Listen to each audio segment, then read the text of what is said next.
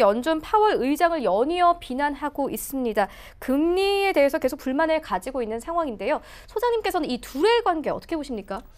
일단 좀 약간 좀 의외의 모습을 가지고 있고요. 네. 아시는 것처럼 파월 의장은 기존에 뭐 제니 앨런 의장 이후에 그 트럼프 대통령이 제니 앨런 의장은 상당히 부정적으로 얘기했는데 제롬 파월 의장에 대한 평가를 상당히 긍정적으로 했습니다. 물론 뭐 인명권자의 뭐 생각은 다르지만 작년 2월이죠. 그 상당히 그 취임했을 때는 상당히 믿을 만한 인물이다 이런 평가가 있는데 최근 들어서 부정적인 노이즈에 대한 평가가 많이 나고 있어서 참 어떻게 보면 그 파월 의장 지금 뭐 화면에 꼭 보시겠지만 이후에는 지금 트럼프 대통령 나오고 있는데요. 예상보다 인명권자가 저렇게 부정적 시그널을 하고 있다는 거 보면 파월 의장이 뭐 그 어떻게 보면 자리에 앉아 있어도 지금 가시방석이다 이렇게 좀 말씀을 들어볼 필요는 같고요. 네. 자, 파월 의장은 어떻게 보면 경제학 박사가 아닙니다. 즉 어떻게 보면 변호사죠. 변호사면 상당히 경제학자보다는 이렇게 좀 정무적인 판단이 상당히 높을 텐데 자, 그럼에도 불구하고 트럼프 대통령과 어쨌든 뭐 각을 세우고 있다 이런 부분들이 최근 들어 상당히 좀 노이즈의 모습을 보이고 있는 것 같고요. 중요한 것은 아직까지 뭐 정확하게 얘기하고 있지 않습니다만 뭐 앞서 말씀하셨던 것처럼 기사를 보면 트럼프 대통령이 파월 의장을 향해서 내가 억지로 데리고 있다 이런 얘기는 결국 나가달라 이런 어떤 반어적인 표현인지 몰라도 중요한 것은 어떤 미국의 대통령이 경제 대통령인 파월 의장을 향해서 그런 얘기하고 있다는 것 자체가 상당히 미국의 어떤 정치와 경제가 상당히 좀 불협화음이 있다 이렇게 보시는 것이 가장 적정한 판단이 아닌 것 같고요. 중요한 것은 이와 관련돼서 연준 입장에서는 트럼프 대통령이 저런 얘기 했다 하더라도 아직까지 확인할 수 없다 이런 얘기하고 있다는 것 자체가 그것은 결국 사실이다 이렇게 보시면 좋겠습니다. 중요한 것은 트럼프 대통령이 그 가장 믿었던 파월 의장을 추천했던 사람이 어떻게 보면 미국의 어떤 재무부 장관이죠. 어떻게 재무부 장관을 향해서 상당히 부정적 얘기하고 있고 기본적으로 트럼프 대통령이 이렇게 보는 것 같습니다. 즉 만약에 그 제롬 파월 의장이 작년에 금리를 내부 올렸는데 금리를 올리지 않았다면 주가가 지금보다 더 올라가야 될 것이고 그것이 결국 주가가 올라간다는 것이 트럼프 대통령의 어떤 정치적인 치가 될 것 같은데 그것을 훼손하고 있다 이렇게 보시는 것이 맞는 것 같습니다. 잠깐 좀 화면을 보시면서 다우지수의 작년의 모습을 좀 보실 것 같은데요. 2018년도 우리가 정확하게는 2017년도부터 보실 것 같은데요.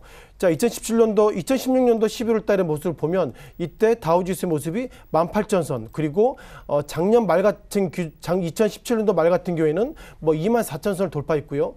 작년에 이후의 예상보다 작년의 주가가 상승보다 하락의 폭이 커졌습니다. 자, 그러다 보니까 트럼프 대통령이 결국 작년에 금리를 올리지 않았다면 주가가 지금 뭐 26,000선이 아니라 3만선, 4만선 가게 되고 그것이 결국 이후에 트럼프 대통령의 재선에 상당히 긍정적 영향을 미칠 텐데 결국 이 모든 책임은 결국 금리 인상이다 이렇게 보고 있다 이렇게 말씀드려보겠고요.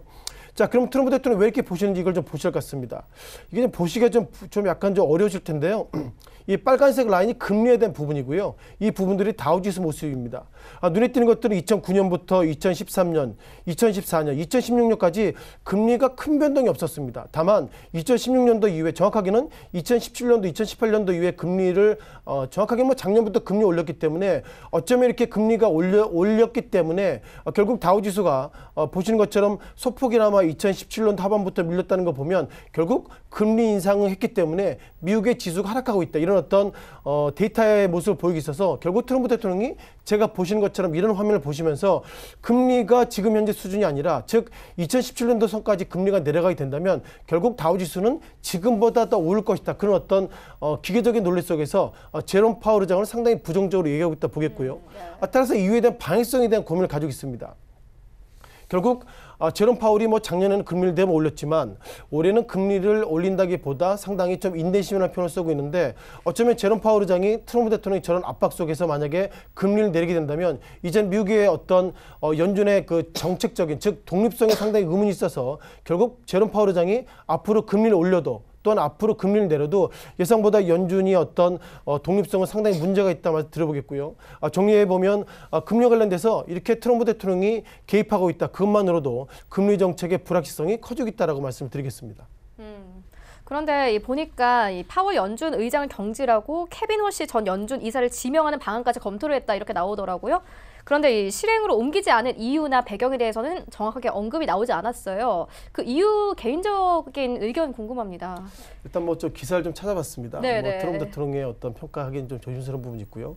기사를 보니까는 악시오스라고 온라인 매체죠. 온라인 매체가 어떤 얘기냐면 작년에 미국의 어떤 주가 하락할 때 어떻게 보면 제롬 파월 말고 또 다른 인물, 워시라는 인물인데요. 이 인물이 그 부시 대통령의 어떤 보좌관이라는 인물인데 중요한 것은 그 제롬 파월 의장이 작년 2월 그러니까 지금 뭐 1년 2개월 정도밖에 안 되는데요. 기본적으로 경제에 대한 정책들은 연준 의장이 결정되면 4년 동안 독립성을 가지고 본인의 색깔에 따라 쭉 이끌어가야 되는데 결국 주가가 밀릴 때 이렇게 또 다른 인물. 그러니까 이 인물이 실은 트럼프 대통령이 제롬 파월 의장을 뽑을까 아니면 이 사람 뽑을까 그런 고민 중에 하나 인물 중에 하나가 결국 파월 의장 뽑았는데 눈에 띄는 것들은 파월 의장을 뽑았을 때 기본적인 추천인이 기사 내용을 보면 결국 무너진 미 재무장관인데요. 그러다 보니까 트럼프 대통령은 어떻게 보면 본인의 책임임에도 불구하고 기본적으로 그 무너진 미 재무장관이 파월 의장을 추천해서 내가 엉뚱한 사람 뽑아서 내가 이것이 맞나 이런 어떤 고민했던 시기에 매체가 결국 워시라는 인물 얘기하고 있다는 자체가 제롬 파월 의장을 좀 흠집내기인 것 같고요. 중요한 것은 어떻게 보면 연준의 어떤 독립성을 위해서 결정이 되면 이렇게 되든 저렇게 되든 연준의 어떤 임기를 최소한 보장해 주는 것이 트럼프 대통령의 몫이라고 생각이 되는데 이렇게 흠집내기를 하고 있다면 결국 제롬 파월 의장이 본의 아니게 금리를 인하로 갈 수 있는 정무적인 고민도 할 수 있다라고 좀 말씀을 좀 드려보겠습니다.